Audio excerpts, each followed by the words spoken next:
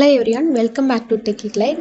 இன்னைக்கு வீடியோவில் என்ன பார்க்க போகிறோம் அப்படின்னு பார்த்தீங்கன்னா உங்களோட WooCommerce செக்அவுட் பேஜை எப்படி கஸ்டமைஸ் பண்ணலாம் அப்படின்னு சொல்லி பார்க்க போகிறோம். ஸோ இதில் செக்அவுட் பேஜில் என்ன கஸ்டமைஸ் அப்படின்னு கேட்டிங்க அப்படின்னா இப்போ இந்த செக்அவுட் பேஜில் பார்த்தீங்கன்னா இந்த மாதிரி பில்டிங் டீட்டெயில்ஸ் அப்படிங்கிறதுலேயே first name last name street அட்ரஸ்லேயே பார்த்தீங்கன்னா 2 ரோ கொடுத்துருப்பாங்க. ஸ்டேட்டு பின்கோடு இந்த மாதிரி நிறைய ஆப்ஷன் வந்து கொடுத்துருப்பாங்க. இன்னொன்று ship to a different address அப்படின்னு சொல்லி ஒரு ஆப்ஷன் கொடுத்துருப்பாங்க. அடுத்து ஆர்டர் நோட்ஸ் இந்த மாதிரி வந்து நிறைய ஃபீல்டு இருக்கிறங்காட்டி மோஸ்ட் ஆஃப் த கஸ்டமருக்கு வந்து கன்ஃபியூஸ் ஆகிறதுக்கான சான்சஸ் இருக்கும். ஸோ இந்த எல்லா ஃபீல்டுமே எல்லா வெப்சைட்டுக்குமே தேவைப்படாது. உங்களோட வெப்சைட்டுக்கு இதில் இருக்க ஏதாவது ஒரு ஃபீல்டு தேவைப்படலை அப்படின்னாலோ இல்லை உங்களுக்கு அடிஷ்னலாக ஒரு ஜிஎஸ்டி நம்பர் நம்ம கலெக்ட் பண்ணணும் B2B இன்வாய்ஸாக நம்ம ப்ரொவைட் பண்ணோம் அப்படின்னாலும் இதில் நீங்கள் அடிஷ்னலாக ஒரு ஃபீல்டு ஆட் பண்ணுறனாலும் பண்ணிக்க முடியும்.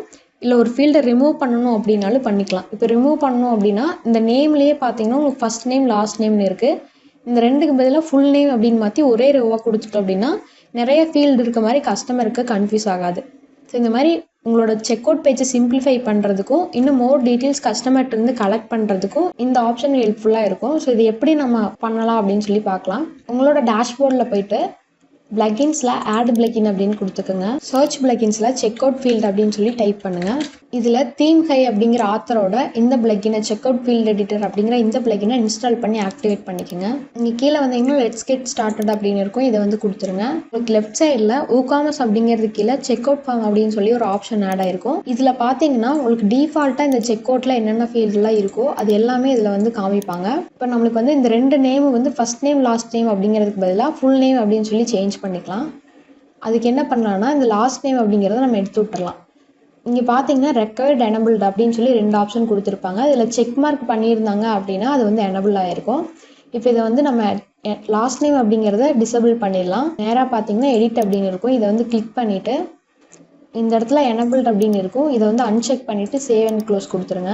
நெக்ஸ்ட் இந்த ஃபர்ஸ்ட் நேம் அப்படிங்கிற லேபிளை நம்ம வந்து சேஞ்ச் பண்ணணும். அதுக்கு எடிட் கொடுத்துட்டு இந்த இடத்துல ஃபுல் நேம் அப்படின்னு சொல்லி மாற்றிக்கலாம். இங்கே கீழே வந்தீங்க அப்படின்னா இந்த இடத்துல உங்களுக்கு இந்த ஃபீல்டு ரெக்கவர்டா அப்படிங்கிறதையும் நீங்கள் எனபிள் பண்ணிக்க முடியும்.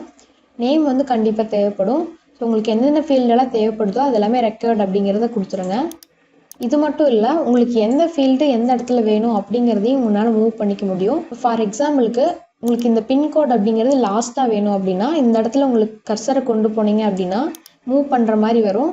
இது அப்படியே எடுத்துகிட்டு வந்து உங்களுக்கு எந்த இடத்துல வேணுமோ அந்த இடத்துல இப்படி வச்சுட்டு சேவ் கொடுத்துட்டீங்க அப்படின்னா சேவ் ஆயிரும்.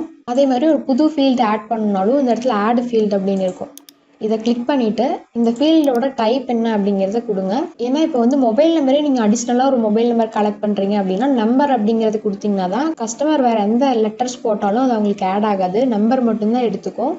அதை வெரிஃபை பண்ணுறதுக்காக தான் இந்த டைப் அப்படிங்கிறதுல என்ன டைப் அப்படிங்கிறது கொடுக்கணும். இதில் பார்த்தீங்கன்னா ரேடியோ செலக்ட் மல்டி செலக்ட் இந்த மாதிரி நிறைய ஆப்ஷன் வந்துருக்கும். டேட் டைம் கூட அவங்க சூஸ் பண்ணிக்க முடியும். பர்ச்சேஸ் பண்ணுறவங்களுக்கு இந்த டேட் டைம் தேவைப்படலை அப்படின்னாலும் வேறு டைப் ஆஃப் வெப்சைட்டுக்கு இந்த ஃபீல்டெல்லாம் தேவைப்படலாம். ஸோ ஜிஎஸ்டி நம்பர் நான் இப்போ ஆட் பண்ணோம் அப்படின்னா அது வந்து ஒரு டெக்ஸ்ட் அப்படிங்கிறதுல தான் வரும். இந்த நேம் அப்படிங்கிறதுல என்ன ஃபீல்டு ஆட் பண்ணுறீங்களோ அதோட இதை வந்து கொடுத்துக்கோங்க. இந்த லேபிள் அப்படிங்கிறத வந்து கஸ்டமருக்கு தெரியும். ஸோ இதில் வந்து கிளியராக இந்த மாதிரி யுவர் ஜிஎஸ்டி நம்பர் இந்த மாதிரி கிளியராக கஸ்டமருக்கு புரிகிற மாதிரி இந்த லேபிள் கொடுத்துருங்க. பிளேஸ் ஹோல்டர் அப்படிங்கிறது இந்த மாதிரி ரேண்டமாக எந்த மாதிரி என்டர் பண்ணணும் அப்படிங்கிறதுக்கான ஒரு பிளேஸ் ஹோல்டர் டெக்ஸ்ட் வந்து இதில் நீங்கள் கொடுத்துக்கலாம். கொடுத்துட்டு இது ரெக்கவர்டா அப்படிங்கிறத மட்டும் செக் பண்ணிவிட்டு சேவ் அண்ட் க்ளோஸ் கொடுத்துருங்க. இன்னும் மேலே போனீங்க அப்படின்னா இந்த இடத்துல அடிஷ்னல் ஃபீல்டு அப்படின்னு இருக்கும். இதை வந்து கிளிக் பண்ணுங்கள். இதில் பார்த்தீங்கன்னா உங்களுக்கு ஆர்டர் நோட்ஸ் அப்படின்னு சொல்லி லாஸ்ட்டாக கேட்டிருந்தாங்க. இந்த ஆப்ஷன் உங்களுக்கு வேண்டாம் அப்படின்னா இதில் வந்து நீங்கள் செலக்ட் பண்ணிவிட்டு டிசபிள் அப்படிங்கிறத கொடுத்துட்டிங்கன்னா இந்த ஃபீல்டு வந்து டிசபிள் ஆயிரும். அதே மாதிரி ஷிப்பிங் ஃபீல்டுக்குள்ளே போனீங்கன்னா இங்கே பார்த்தீங்கன்னா ship to a different address அப்படின்னு கொடுத்துருந்தாங்க. இது நீங்கள் கொடுத்தீங்கன்னா இங்கே வர்ற எல்லா ஆப்ஷனில் உங்களுக்கு எது எடிட் பண்ணணுமோ அது எல்லாமே இந்த ஷிப்பிங் ஃபீல்டு அப்படிங்கிறதெல்லாம் நீங்கள் எடிட் பண்ணிக்கலாம். இந்த மாதிரி உங்களோட எல்லா சேஞ்சஸும் பண்ணிவிட்டு சேவ் சேஞ்சஸ் கொடுத்துருங்க.